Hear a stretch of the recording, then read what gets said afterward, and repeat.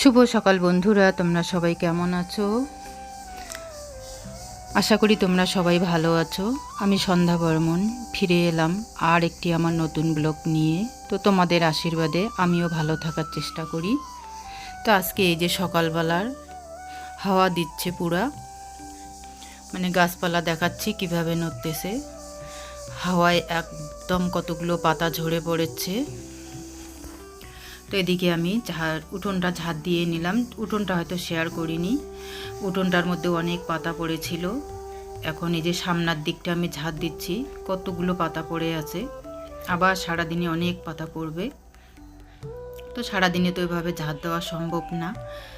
এই সকালবেলাটায় পুরোপুরি ঝাড় দিয়ে নিই। তো ঝাড় দিতেও তো আমাকে অনেকটা সময় লাগে, কারণ আমাদের উঠোন মানে বাড়ির সামনাটা অনেক বড়। ওই যে যা ওদিকে ঝাড় দিচ্ছে, মানে যে যারটা এদিকে ওভাবেই আমরা ঝাড় দিই। মানে সবার গাছ আছে সামনের দিকে।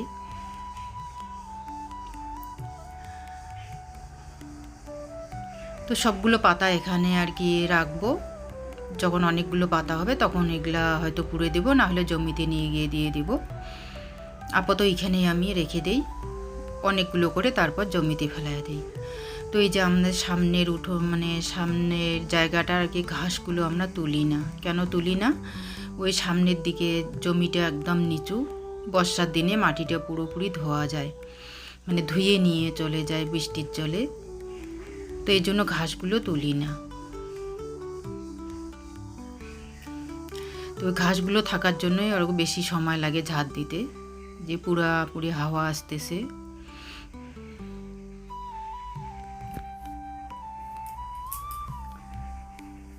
তো যে বাতাবি লেবু গাছে একটা রশি বাঁধা ছিল, ওটাকে মানে ঝুলে আছে, বাচ্চারা কখন কে কীভাবে ধরে টানবে, তাই ওখানে বাঁধিয়ে রাখলাম।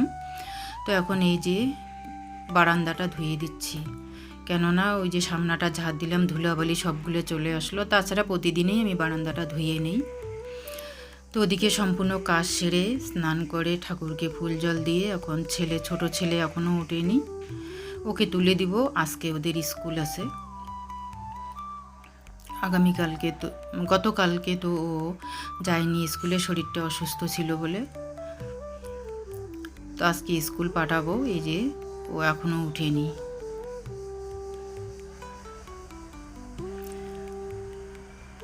তো এখন ব্রাশ করবে, এদিকে আমি বিছানাটা তুলে নিব।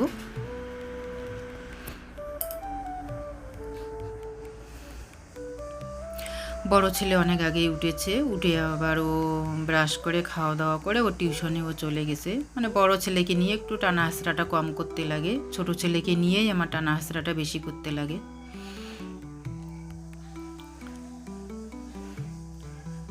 মানে ও এরকম দুষ্টুমি করতে আর কি মজা পায়।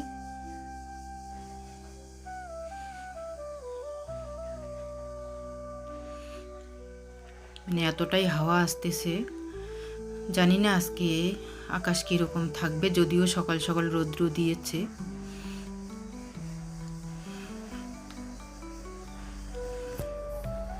তো ওদিকে ভাত ডাল তো আমি বসে দিয়েছি, এখন বিছানাটা তুলে তারপর বর্মশাই তো চা খেয়ে ও চলে গেছে আগেই বাজারে। দেখি বাজার খরচ কী নিয়ে আসে।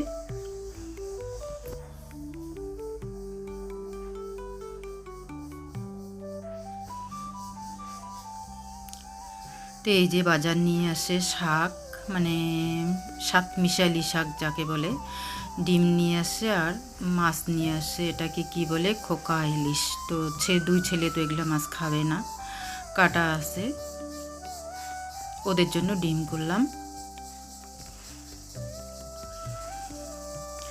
ডিমটা নামিয়ে ওদিকে আমি মাছটা তুলে দেব, কারণ ওদের স্কুল আছে, দুই ছেলেরই স্কুল আছে। পরমশাই ওদিকে ওদেরকে রাখবে স্কুলে, দিয়ে তারপরে ওর কাজে ও ঢুকে পড়বে। তো তিনজনে খেয়েই বেরিয়ে পড়বে। মাছটা তুলে দিয়ে আমি শাকটা ভাজবো ওদিকে, কেননা শাকটা ভাজতেও সময় লাগবে।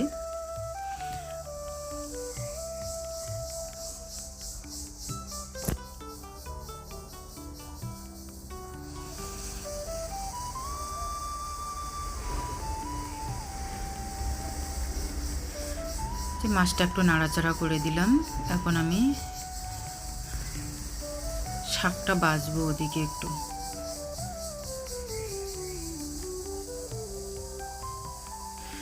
গ্যাসের হিটটা একটু কমিয়ে দিলাম, কারণ পুরোপুরি হিট দিলে পরে কখনো যদি ভুলে যাই মাছটা নষ্ট হয়ে যাবে। ওই মাছটা আবার মানে ঝোল খাওয়া যায় না বলতে কি ভালো লাগবে না, ভাজাটাই ভালো লাগে।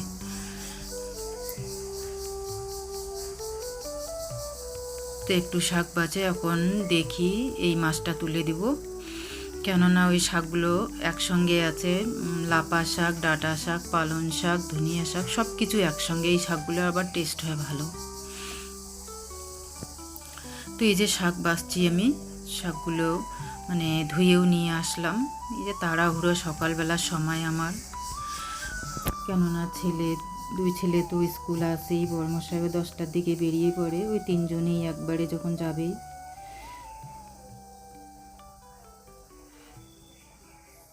তো এই যে শাকের মধ্যে একটু রসুন দিলাম, কাঁচা লঙ্কা আর কালো জিরে।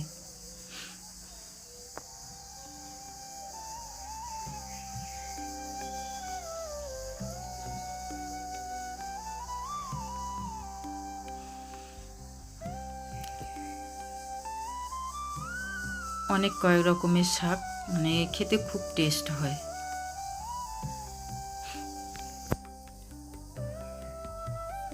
তো শাকটা এদিকে আমি তুলে দিয়েছি, এখন আমি ওদিকে ভাত বাড়বো।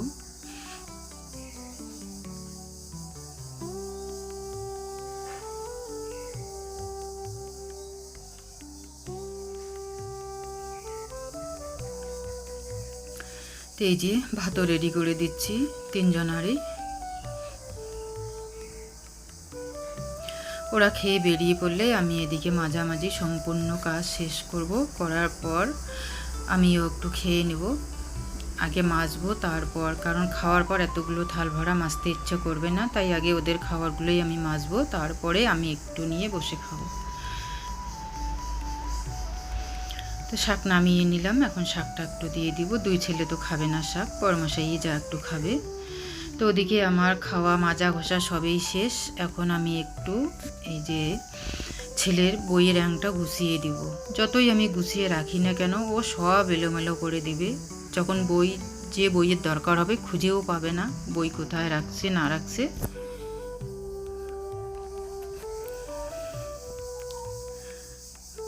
ও সব কিছু জিনিস এভাবে এলোমেলো করে দেয়। জামা কাপড়ও ঠিক তাই, একটা জামা নিতে গেলে ও 3-4টা ফেলায় রাখবে, মানে সবসময় আমার কাজ আর কি ও বাড়িয়ে রাখে। এই যে খাতাগুলো, এমন কতগুলো খাতা আছে, অনেক কয়েকটা করে পেজ আছে, ও খাতাতে আর লেখেনি।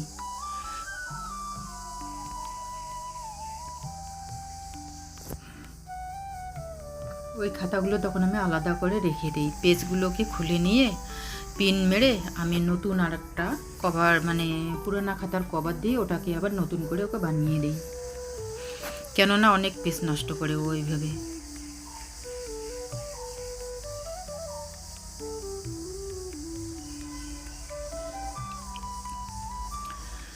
তো এই যে পুরোপুরি ওর বইয়ের রঙটা আমি গুছিয়ে দিলাম, এখন ঘরটা একটু ঝাঁট দিয়ে নেব।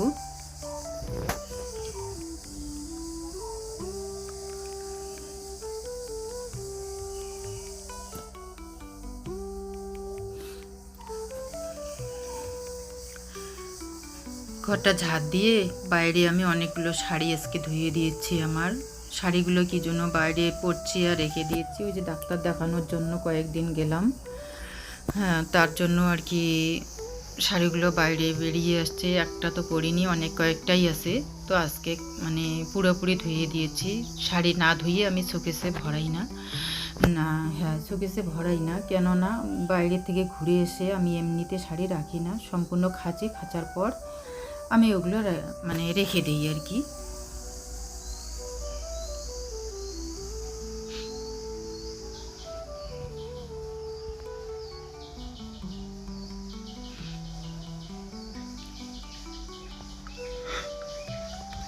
তো এই যে বারান্দাটা শুদ্ধ একবারে ঝাঁট দিয়ে নিলাম।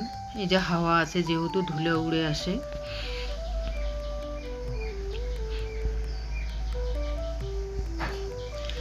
তো এই যে শাড়িগুলো ছেলের জামা প্যান্ট শুকিয়ে গেছে, একবারে সব কিছু নিয়ে ঘরে গিয়ে তারপর মানে আমি এগুলো ভাঁজ করব বেলা শেষের দিকে।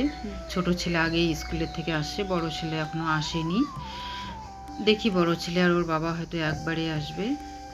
শাড়িগুলো মানে ভাঁজ করে ছোট ছেলেকে আগে খাইতে দেব।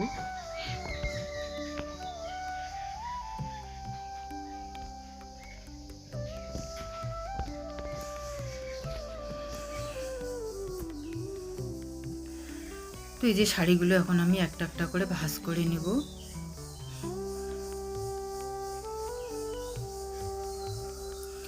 ছোট ছেলে একটু মোবাইলটা ধরে আছে, স্ট্যান্ডে বসায়নি। ও এই যে কি দুষ্টুমি শুরু করেছে মোবাইলে।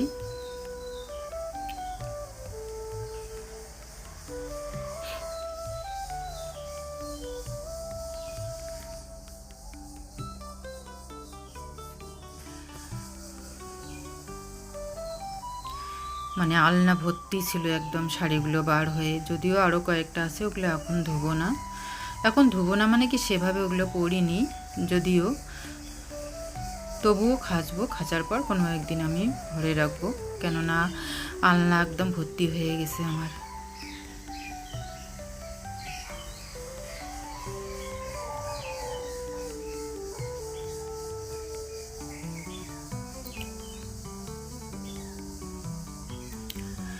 তো এই যে সুতি শাড়িটা সেদিন পরে কি মানে বৈষ্ণব সেবা খেতে গিয়েছিলাম, তো ওটাও আজকে আমি পুরোপুরি ধুয়ে নিয়েছি। ওই যে কোথা থেকে এসে বললাম আমি শাড়ি এমনিতে রাখি না, একদম খাঁচবো। খাঁচার পর ভাঁজ টাজ করে রেখে দেবো, কারণ বাড়িতে তো ওভাবে শাড়ি পরি না, নাইটি পরেই কাজ করি। শাড়ি পরে কাজ করতে গেলেই আমি হোঁচট খেয়ে পড়ি, কিংবা হয়তো শাড়ি কোন দিক থেকে কোথায় যায় বলতেই পারবো না, এইরকম একটা অবস্থা। এই জন্য বরমশাই বলে যে তোমাকে শাড়ি পরে কাজ করতে হবে না, তুমি নাইটিই পরো। আর গ্রামের বাড়ি, লোকজন ছাড়া নেই, এই জন্য শাড়ি পরে কাজ করতেই পারি না।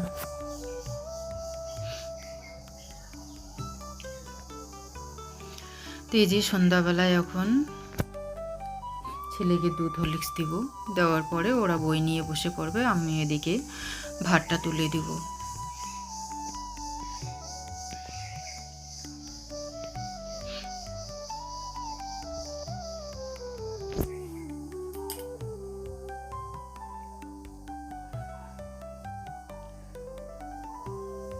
আজকে কাছেই একটা মেলা আছে, কারণ যাব না, দুই ছেলে তো একদম মানে ব্যস্ত, ওরা মেলায় যাবে। তো বললাম যে আবার মেলা আছে কাছাকাছিতে, মানে ওই মেলাটা হলো জায়ের বাবার বাড়িতে আর কি।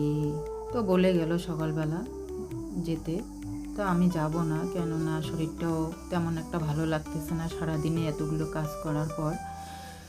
তো ওর বাবাও বলছে যাবে না।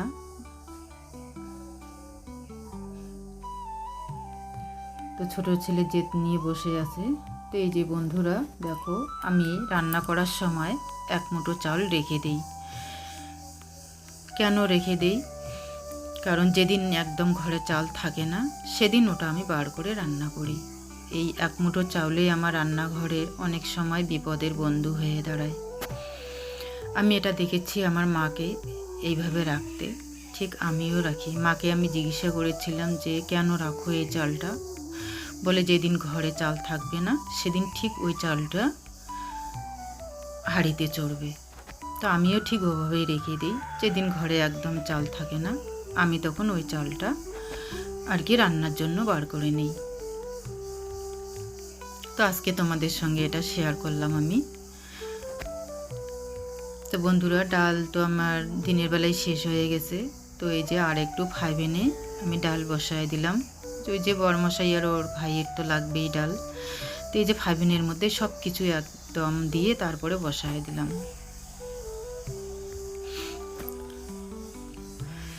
তো ডালটা সিদ্ধ হয়ে গেলে ওদিকে আমি খাবারটা দিয়ে দিব।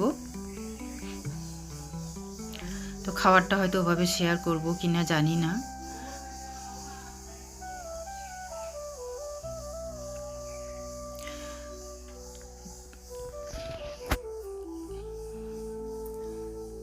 তো বন্ধুরা, ভিডিওটা ভালো লাগলে পরে কমেন্টে জানিয়ে দেবেন, ছোট্ট করে একটা লাইক দেবেন। আর যারা আমার নতুন বন্ধু তারা সাবস্ক্রাইব করে দেবেন।